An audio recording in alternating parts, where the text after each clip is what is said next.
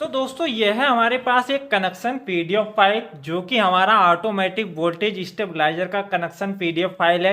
इसमें अलग अलग पीसीबी बोर्ड का कनेक्शन है, रिले कनेक्शन और साथ ही में इसमें सर्किट का कनेक्शन और साथ ही में इसमें ट्रांसफार्मर कौन कौन सा टेपिंग का यूज किया जाता है वो भी इसी में ही क्लियर एंड कवर है।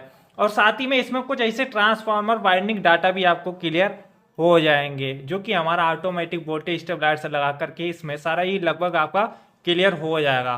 तो चलिए फिर शुरू करते हैं। तो दोस्तों अगर आपको वोल्टेज स्टेबलाइजर एंड ट्रांसफार्मर का कोर्स को अगर ज्वाइन करना है, घर बैठे अगर सीखना चाहते हैं 1 महीने के अंदर, तो दिए गए व्हाट्सएप नंबर पे आप मुझे संपर्क कर सकते हैं और अपने कोर्स को कंप्लीट कर सकते हैं। तो दोस्तों सबसे पहले जो हम शुरुआत करेंगे वो हम इस डायग्राम से करेंगे और यहाँ पे ये देख लीजिए, ये मेरे पास माइक्रो कंट्रोलर सर्किट है, ठीक है, जो कि ये डबल फेस में काम करता है और इसके ऊपर ऑलरेडी काफ़ी प्रैक्टिकल कनेक्शन मैं करके दिखा भी चुका हूँ इसी ही चैनल पर। अगर आप उनको देखना चाहते हैं तो एक बार जा करके उनको चेक कर सकते हैं। तो चलिए सबसे पहले इस डायग्राम को ही समझ लेते हैं क्योंकि ये जो सर्किट है वो इसका ही डायग्राम है। तो इसको मैं थोड़ा सा जूम कर लेता हूँ ताकि आपको समझाने में कोई ऐसी दिक्कत ना हो। तो यहाँ पे देखिएगा दोस्तों, मैं कुछ आपको छोटी छोटी चीज़ें पहले यहाँ पे समझा देता हूँ ताकि आपको कोई ऐसी दिक्कत ना हो। यहाँ पे इसको देखिएगा, ये हमारा माइक्रो कंट्रोलर सर्किट बनाया गया है और यहाँ पे साफ साफ लिखा गया है रिले 12 वोल्ट की, मतलब कि यहाँ पे 12 वोल्ट की रिले कनेक्ट होगी। यहाँ पे रिले 5 का कनेक्शन, यहाँ पे रिले 4, इस तरीके से यहाँ पे कनेक्शन लिखे हैं। यहाँ पे जो कि हम 24 वोल्ट की सप्लाई यहाँ पे कनेक्ट करेंगे जो कि हमारी मेन ट्रांसफार्मर से आएगी। यहाँ पे देखिएगा ये हमारा ट्रांसफार्मर वोल्टेज लूप है जो कि टैपिंग हमको कितना कितना वोल्ट का निकालना है।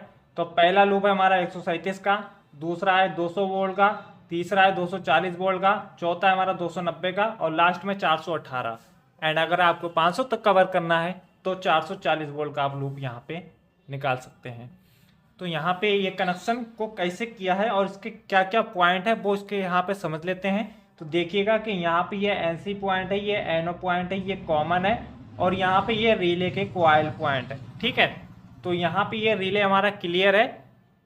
अगर आपको यहाँ पे क्लियर नहीं हो रहा तो मैं रिले आपको दिखाना चाहूँगा। तो दोस्तों यहाँ पे देखिएगा कि ये रिले है मेरे पास, ठीक है, और इसका ये एनसी पॉइंट है, ये एनओ पॉइंट है, ये कॉमन पॉइंट है, ये रिले के कॉइल पॉइंट है, ठीक है, क्लियर है यहाँ तक। इसी प्रकार से यहाँ पे रिले को बनाया गया। तो यहाँ पे 5 रिले हैं टोटल, जो कि इसमें एक रिले हमारी ये वाली जो रिले है ये 12 वोल्ट की है, बाकी की ये 24 वोल्ट की हैं। इसमें यहाँ से हमारा आउटपुट है और इनपुट हमारा यहाँ से इस रिले के कॉमन पॉइंट से पहली वाली के, ठीक है। तो यहाँ पे आप समझें, यहाँ पे देखिएगा ये कुछ ट्रांसफार्मर वाइंडिंग डाटा है जो कि आप यहाँ पे देख सकते हैं, क्लियर एंड कवर कर सकते हैं। चलिए हम आगे थोड़ा सा बढ़ते हैं। यहाँ पे देखिएगा ये जो डायग्राम है हमारा, अब यहाँ पे देखिएगा कि ये डायग्राम हमारे किस बोर्ड का है और ये हमारा किस वोल्टेज रेंज का है। तो यह है हमारा 60 वोल्ट से 300 का, ठीक है। और जो इससे पहले जो हम आपको दिखाए थे वो है हमारा 90 से 440 वोल्ट का और ये है हमारा 60 वोल्ट से 300 का। तो यहाँ पे आप समझ ही गए होंगे, फर्स्ट लूप जो हमारा 94 वोल्ट का आ रहा है, दूसरा लूप 137 का है, तीसरा लूप 200 वोल्ट का है, चौथा लूप 240 वोल्ट का और पांचवा हमारा 290 वोल्ट का है, ठीक है। तो यहाँ पे जो हमारा 94 वोल्ट का जो पहला जो लूप स्टार्ट होता है, तो आप यहाँ से भी समझ सकते हैं कि ये 60 वोल्ट से 300 तक का है, ठीक है। यहाँ पे 5 रिले हैं लेकिन एक रिले को यहाँ पे कट किया गया है, यहाँ पे आ नहीं पाया। तो यहाँ पे मैं यहाँ पे थोड़ा सा क्लियर कर देता हूँ कि ये रिले हमारा कैसे है और उसमें कनेक्शन कैसे है। तो यहाँ पे जो रिले होगा ना अपना, इस तरीके से ये रिले हो गया हमारा और यहाँ पे ये कॉमन हिस्सा हो गया हमारा, ठीक है, ये एनओ हो गया, ये एनसी हो गया। अब मैं आपको यहाँ पे बता देता हूँ कि ये जो कॉमन वाला हिस्सा है वो हमारा इससे कनेक्ट है, ठीक है, इस कॉमन से कॉमन में है, ठीक है, और इसका जो आउटपुट निकलेगा वो हमारा यहाँ से निकलेगा, ये हमारा एनओ पॉइंट है और ये वाला हमारा एनसी पॉइंट है, ठीक है। तो यहाँ पे कोई कनेक्शन ऐसा नहीं है, सिर्फ हमारा यही वाला कनेक्शन ऐड है इसमें कॉमन से कॉमन में, ओके।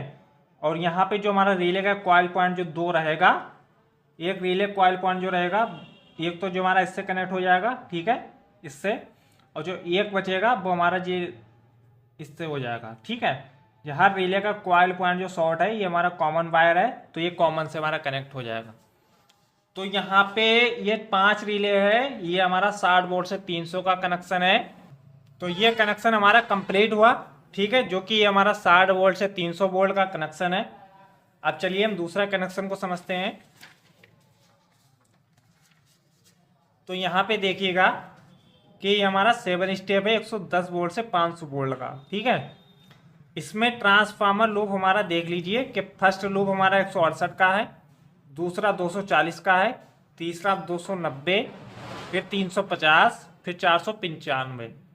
अब यहाँ पे भी रिले को इस तरीके से बनाया गया है। यहाँ पे ये सर्किट का कनेक्शन दिया गया है कि सर्किट का कनेक्शन को हमें कैसे करना है, कहाँ पे एलटी कनेक्ट करना है, कहाँ पे कॉमन वाला कनेक्ट करना है, कहाँ पर relay 1, relay 2, relay 3, relay 4, relay 5, ठीक है।